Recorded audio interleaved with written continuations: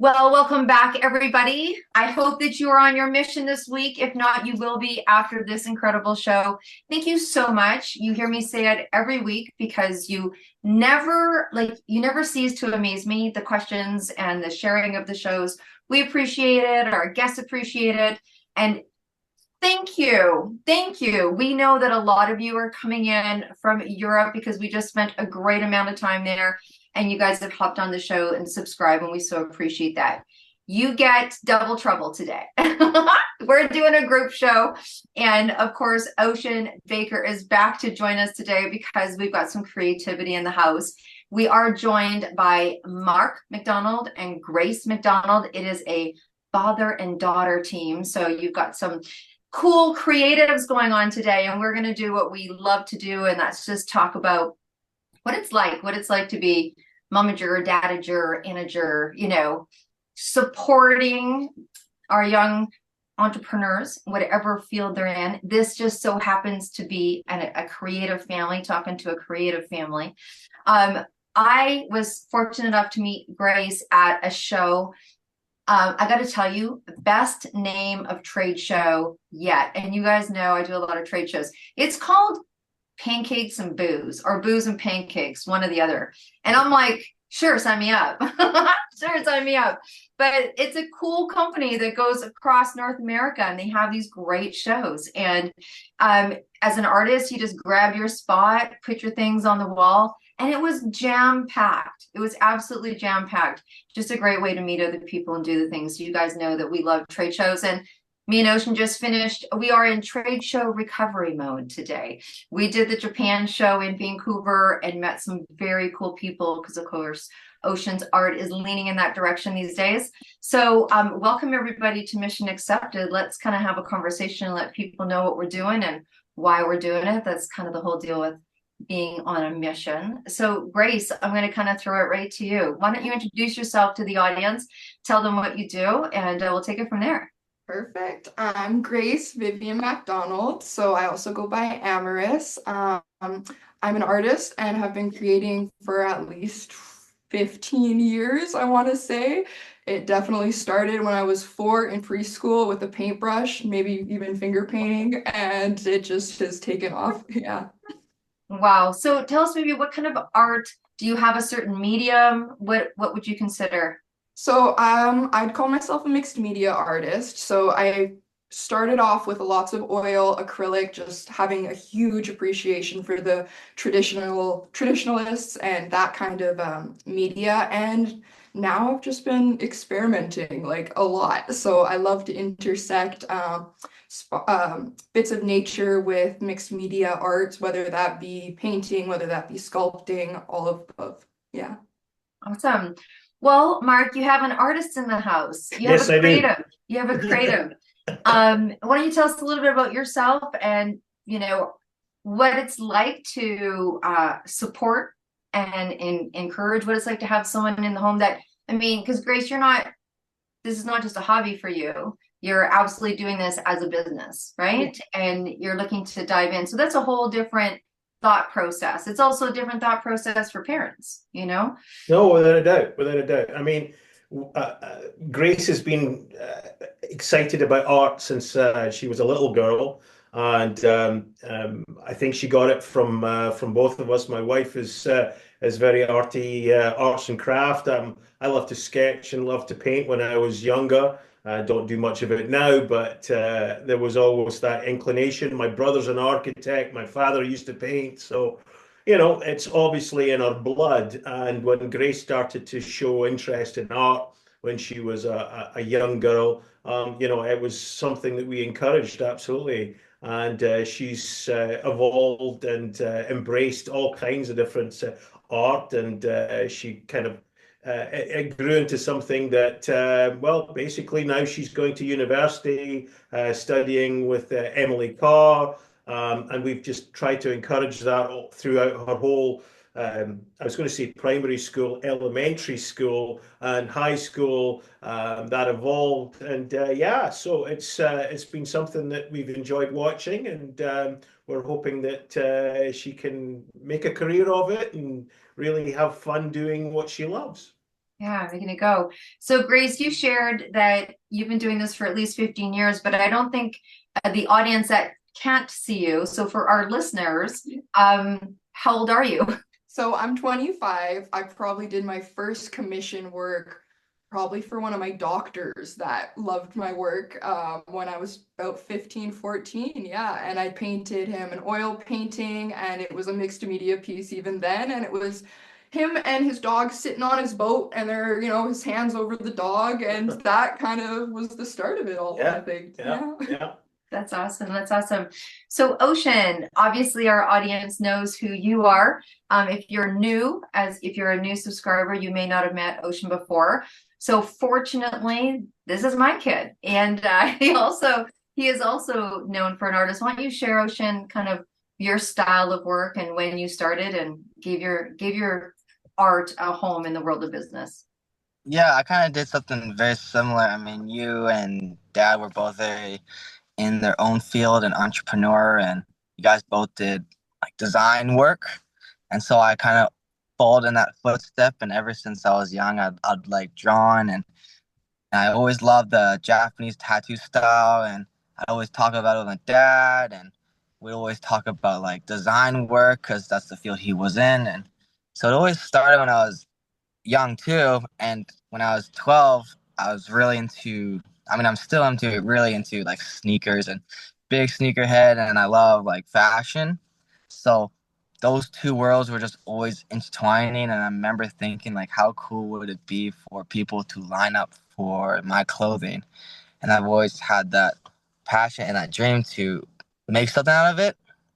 So then we waited a couple of years because I kept saying it, and to see like if I really wanted to do it in like a couple years, and I still really did.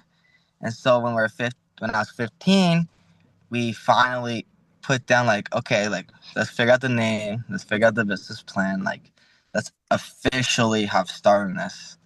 And so when took all that time, and when I turned 19, we officially launched it, and then we started having clothing and started showcasing my art line and my streetwear line, and I kind of fused the two passions into one. So it was awesome. Like last week, showing at the Japan show, people were telling me like, "This is the coolest work I've seen, and the material's so good." And it was just really good feeling that people have come even from like Maple Ridge. Some guy drove down just to see us because he heard we are going to be at the show. So that's a really cool feeling that people appreciate the work that I've been putting in. Yeah, well, and so for our listeners that don't know where Maple Ridge is, that would be probably about a good hour and a half drive, Yeah. depending on traffic. And I think that's it, myself as a creative and been in the creative field, and I don't know what it's like for you, Mark, but when you see other people appreciating, I mean, of course, we're going to appreciate our children's work, and because we get the inside, right? We know the inside person, and I think it's really amazing when you see other people, or it was kind of cool as a parent to watch Yeah, we other watch all people. the angst. We see all the angst and all the stress, as well as all the joy and all the happiness. But yeah, it's a roller coaster ride for a parent as well as a daughter as well. So yeah, yeah. Absolutely. I think, in the arts or not in the arts, whatever chosen field that there's a whole new world out there. We talk about that, like, I don't know about you, Mark. I don't remember my mom saying you can be anything that you want to be, but I think that we had that there was maybe some expectations. I don't know what generation you come from, but necessarily there was kind of maybe some more pigeonholing, or go to school and do this. And I was talking about this yesterday, where I wasn't allowed to do anything but home ec. Like, I couldn't go into the welding class or the metal arts or whatever, because this wasn't really kind of around. And now there's just a whole world of truly, like, you hear about different jobs that people are doing, and you're like, wow, didn't know it's a job. Then so they just decided to make one. So Yeah, yeah. No, I mean, when I mean, I'm 59 years old, so yeah, I grew up going through elementary school in the 70s and high school in the 80s, and absolutely there was an expectation that that you're going to do mathematics, or you're going to do engineering, or those sort of things. And the embracing of art was significantly less accepted, especially in Scotland. Scotland, I love my country, but yeah, it's a wee bit old school sometimes. So it was definitely when I came to Canada in 1989, it was a big change overall. It was a much more acceptable society. There was a little bit more freedom for children. So yeah, it's good to see that the school system worked well, and for my daughter, even with the bumps and Mhm. so on along the way. But yeah, it's an interesting to see now the opportunities that are available for kids, and yeah, it's kind of cool. Kind of cool. So, Grace, was there something that happened, or a thought, or something that you saw, or an idea that confirmed for you that doing this for a living compared to doing this for I not, think I was just a really stubborn kid and I loved art like a lot. So yeah, like my granddad, I must have been 5 or 6 when he gave me my first watercolor set, and being able to play with that for the first time. And ever since, you're a kid and you've got your family members asking, oh, what are you going to be when you grow up? You should do this, you should do that. And I'd blatantly, nope, I'm going to Emily Carr to be an artist. And that probably started about 6 years old. And here we are. So Yeah, yeah, wow, yeah. wow. What about you, Ocean? What made you, or did something trigger for you, wanting to turn your art into an actual business? Yeah, I think it's like how I said before. I just because I used to line up for pieces of clothes and jobs from other companies, and it kind of hit me like it'd be really cool to even see somebody personally wear mine just on the street. Like I've drove down and I just seen some guy wear like the Koi shirt, and I was like, I don't know, I was like kind of like starstruck. I was like, what? Like I was like, that's crazy to me. So I think that moment really like made me think about the future a lot. And I didn't, yeah, I think that's really like when it clicked in for me. Grace, I'm gonna ask you this question next, but Ocean, I'm just gonna stay with you for a minute. So we've heard the term, and we will just annihilate that now. But there's always been this sense of, starving musicians, starving artists, starving creatives, starving, right? And we know that artists don't have to starve and all the things. But one of the difficulties in taking something that is not business oriented, you don't necessarily go to business school, even though I'm sure Emily Carr has business classes now to help artists curate that. But what has been one of the most maybe difficult things that you had to learn as an artist that is doing this for business? I'd say probably public speaking. I think it's a big one. Um, Trade shows, doing things like that were definitely new. Marketing, kind of pretty much what you have to do. I haven't done that before in business. Yeah, So like that, I think that was pretty much like marketing, talking to people, going to events, like those kind of things was definitely new for me. wow. And what about for you, Grace? What was it in terms of thinking about, selling your pieces, and actually this is a form of, economy for you? yeah, I think especially the last couple years, I've gotten better at trusting my process and not hating everything that I create, like a lot of artists, I'm sure. Um, and just trying to drop that perfectionist and be okay with people not liking my work. And now coming up with these kind of creepier, distorted, I love surrealism kind of works. And having someone walk by at a show, whether they be a little kid or an older person, and they're like, ugh, and they give me that look of like, this made me uncomfortable. And I'm happy now because I've done my job and I've gotten a reaction, and it doesn't matter what that reaction's gonna be. That's cool. That's Yeah. very, very cool. Dad, from an outsider standpoint, you shared about you being in business. I'm not sure if you're working for someone, or you're working for yourself, or what's that I like? have But have a you been trying to share some, And so, Yeah, well, I own my own business. okay. My wife and I, we own an audio store, a high-end audio store. I bought a brand from some people that were retiring about 10 years ago. And so we run this store. So yeah, I've been involved in sales and marketing for 43 years, as well as setting up turntables and speakers and home theaters and all of the things that you're associated with music in the house or video and movies in the house as well. So yeah, but yeah, I've had to come up with game plans to advertise or promote the business. So with Grace, frankly, I'll be honest, she's pretty good at all by herself. There's not a lot that I need to teach her. She seems to be extremely adept at using social media. She seems to be very open to self promotion. So yeah, I mean, she comes up with logos on her T-shirt, and I dressed him she today. dressed me today, for Yeah. goodness She sake. does you today. Made sure that I had my hair nice and neat and tidy and all the rest of it. But yeah, no, so Grace has got pretty much it all down. I haven't really needed to help her too much. I'm just there to kind of back her up. And I think the most important thing as a parent is just, when she gets anxious, because, these events can be a little intimidating, and, just say, hey, just, it's okay. We're here. Don't worry. You fail, It, you fail, you win, you win. It's all good. It's all good. So. it's all good, and it morphs into what it's supposed to, right? Like the mixture, kind of like creating a piece of art. What it takes and turns into later on. You never know. It's like Ocean just shared that being at the Japan show and being at the tattoo show where he released a collaborative piece. You don't know what people's reactions are going to be. You like it. Two artists come together.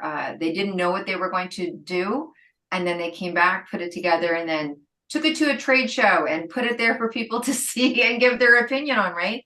Fortunately, it was a real hit. But it's a vulnerable place. I think creatives live in a vulnerable place where you're not only learning new skills and putting things together, but there's not an artist that I've met that doesn't have a personal attachment. I know. I think the only reason why Ocean sold some of his early canvas work, was because his desire to go to Japan was so was so incredible. But Ocean, I'm going to ask two questions, and maybe I'll ask them at the same time. But share one of the highlights, one of the unexpected surprises, one of the cool things that happened that you could not have imagined. And actually, I'll ask you that first, and then I'll bring in a second question. Yeah, I think there's a couple things like that. Like, I think somebody driving an hour away to see us was really like very impactful. I thought that was really cool to like hear that. I was like, oh shoot, like you came all the way just to see us. Like that was crazy to me. And one thing I never thought was like be able to get like a new car. Those things were just, it's just crazy to me, like how far we've come from the beginning to not having anything to making something out of nothing. So I think that was like the really biggest surprise, and how we kept going, even though there was definitely stressful times, but it really did pay off at the end.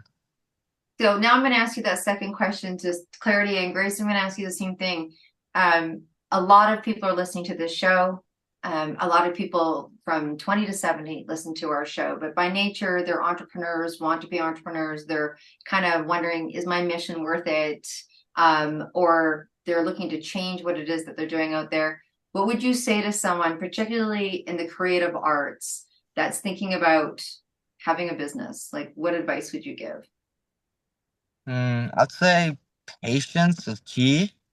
Um, you want to get them done straight away, but it really does take a long time. I thought like I'd see other people and they would already have like all their stuff out, and they started early, like earlier before us, I know after us, and I think it was just really patience and a lot of learning and a lot of compromise. So there's so much to take in, but I really think patience, and I think if you really believe in it, you should take that risk and see what it can do.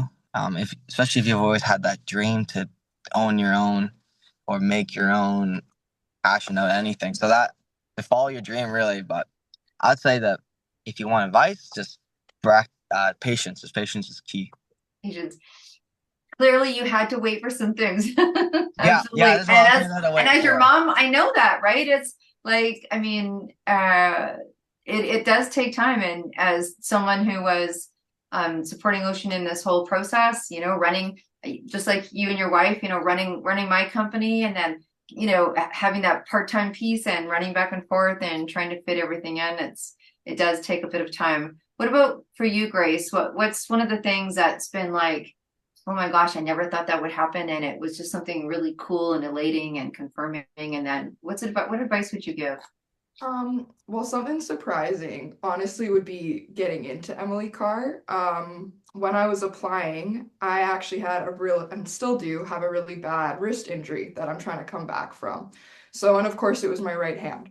So I had kind of switched gears completely. It had already taken me long enough to get in my portfolio with COVID and everything happening prior years. So I did about 50% of my portfolio with as much of my left hand as I could do. So that was, all right, we're going to stop drawing for the next little bit and I'm going to get into ceramics and just get myself through the door. And I told my parents a number of times, it's not going to be good enough. It's not going to be good enough. It was the left hand. It's not going to happen. And when it did, I was extremely surprised. Yeah.